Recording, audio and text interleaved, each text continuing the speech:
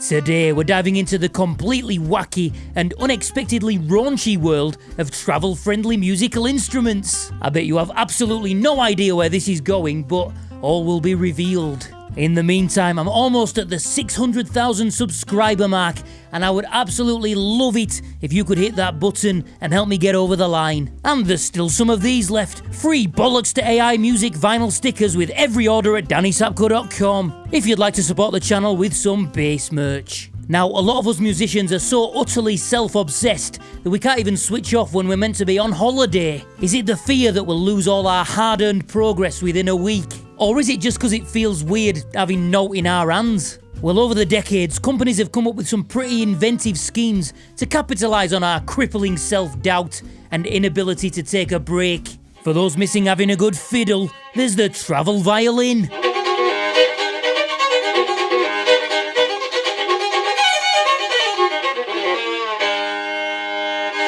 As well as the foldable bow. And then once you've done that, you're done. Amazing. Got pianist envy? There's the rollout keyboard.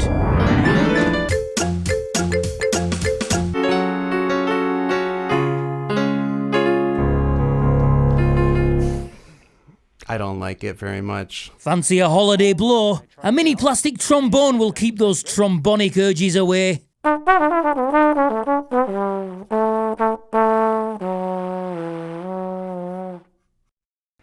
And I didn't love it. I've run out of innuendos, but for clarinetists, there's this thing.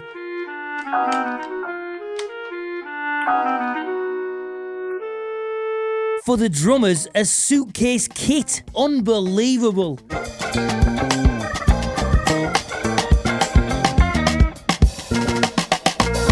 And as for guitarists, there are a few options. The fold-ups. Pull it up here.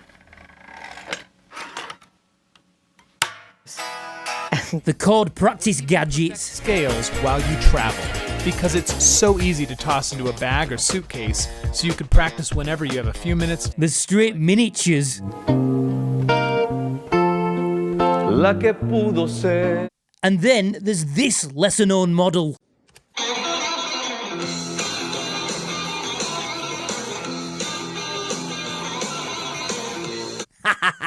And at this point is where my research took a very unexpected turn. I started to look into a guitar called the Donna Hush. Now, it is impossible to get an honest review of one of these because every video is just a YouTuber who has been paid by the company to say nice things and given affiliate links. And that's when I found this video from Mimi Sounds.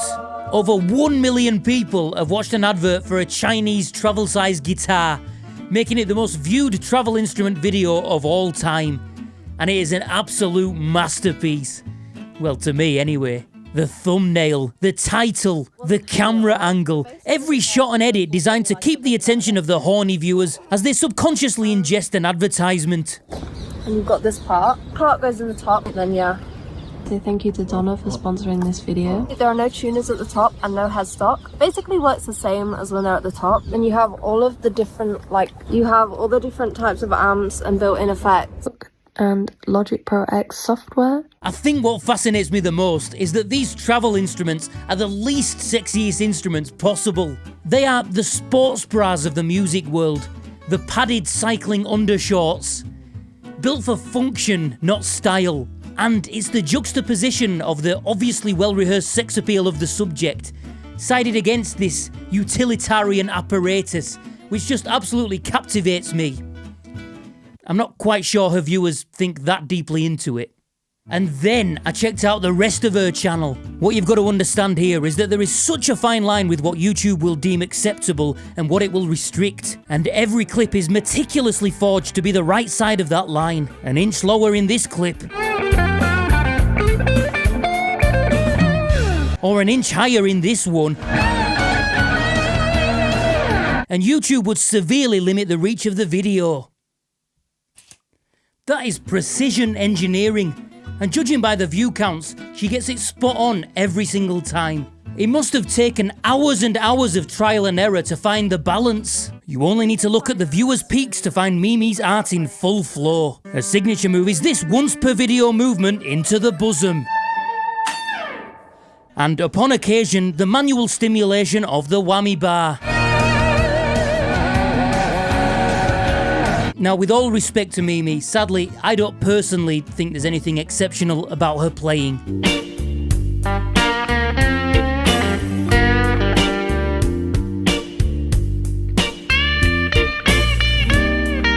But she has gained 1 million subscribers and multiple brand deals by perfecting her craft in a different way. And I'm sure there's a lot of people out there that would be enraged by this.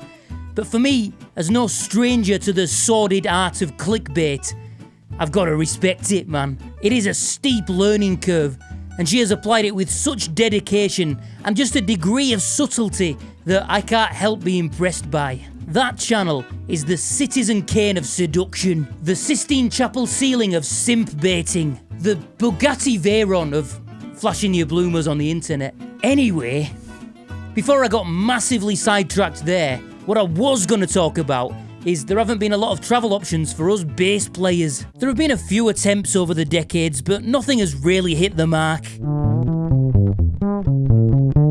It's just a little tug, and that happens. But overall, this isn't the most comfortable instrument. Of course not. Look at it. Well, I came across something called Holy Practice, which is the most interesting option I've seen so far. And no, don't worry, this video is not sponsored because I am an entirely neutral source who doesn't want to mislead their audience and therefore cannot be bought. And I'm not just proud of it, I'm smug about it. We created every bassist dream, the world's smallest pocket bass for practice. You can take your guitar everywhere, but you can always take Holy Practice. Small, lightweight, fits right in your backpack, and most importantly, it's actually sound musical. This does seem like it could be an interesting idea to me. It is tuned an octave above a regular bass because the scale is so short, but the string spacing is there. Sadly, it is not the cheapest at €170, and actually there have been a lot of negative comments because of this. Why does every bassist need a Holy Practice? You can't carry your bass everywhere. Holy Practice is small, lightweight, and fits easily in your backpack. No electronics, no noise, it won't disturb people around you. Don't waste your time. Practice anywhere, anytime, with Holy Practice. So what do you think? Could it actually be a decent tool? Or did it just grab my attention because it'd make me look taller? And would you believe the company has just released an even tinier version for only $30 just as I'm filming this? And apparently this is not a joke.